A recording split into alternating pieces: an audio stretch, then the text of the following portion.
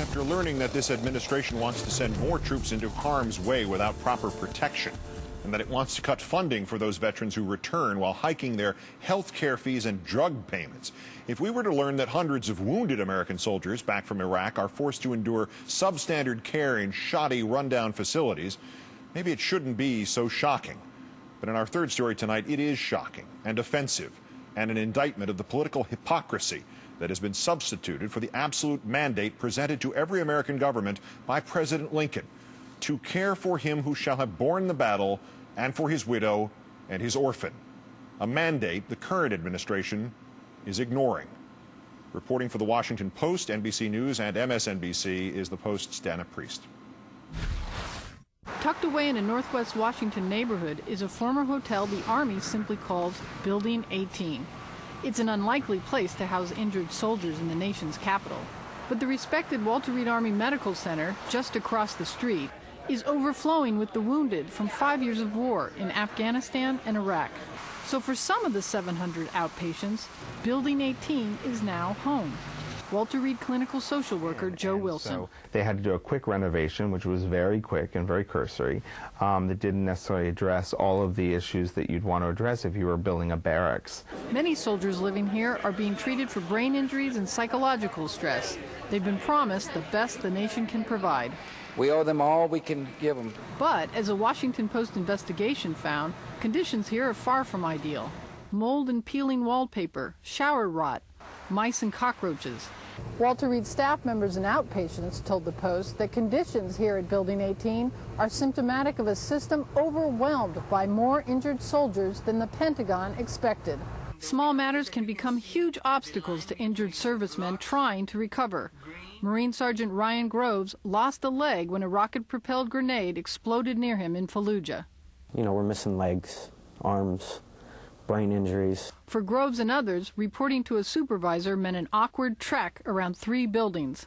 He says there's a ramp that would shorten the trip, but it's too steep. Filling a prescription requires an even longer trip. Psychiatric treatment is clear across Post.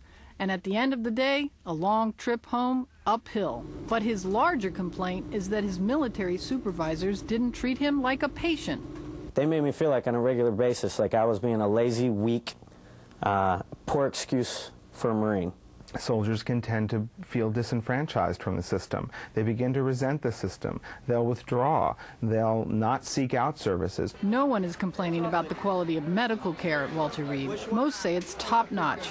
But 65% of the troops polled by the hospital last March said their experience as outpatients had been stressful. As for Building 18, Army officials told us they started an aggressive campaign to deal with the mice infestation last October, and it's now at a manageable level.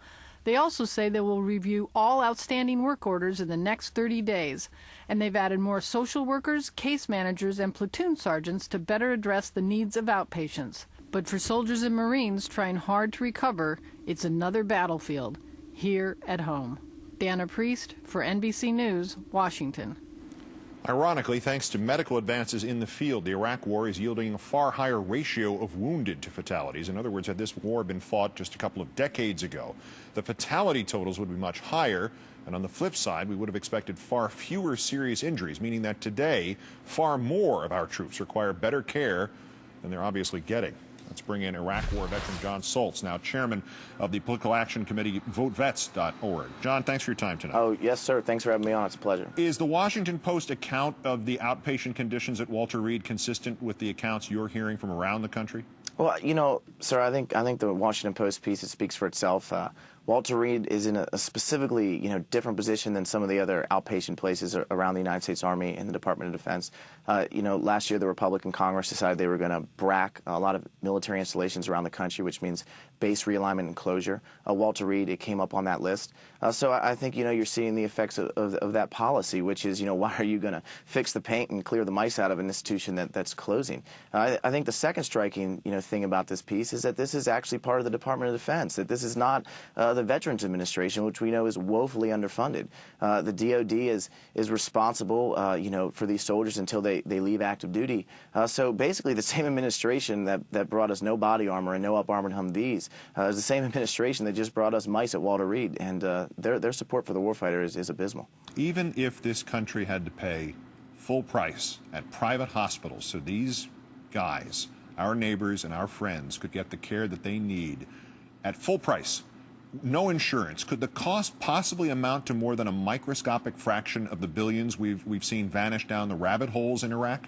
No, sir, not at all.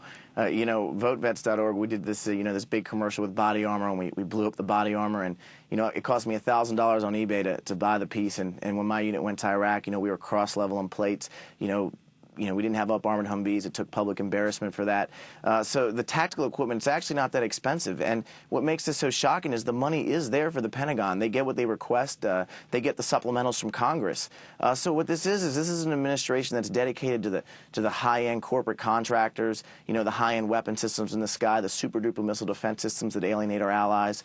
You know, these are the same people that are making $40 million a year in their corporate contracts. And that money's coming into the political system on one side. And one of the really things we do at VoteVest is we try to fight for the warfighter.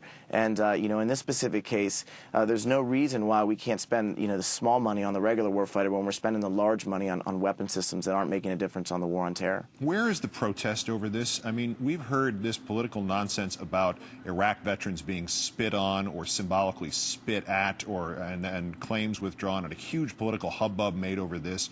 Where are the Republicans speaking about the treatment of these maimed Americans? And where are the Democrats in their protest on this? Where is that? Why is there no outrage about this extraordinary circumstance? You know, I think this is a larger issue. A lot of people think supporting the troops right now is putting, you know, a $3 yellow magnet made in Hong Kong on the back of their Hummer and saying they support the troops. So I think, you know, that debate, it's been absent for a long time. People rather flip the channel than deal with the war.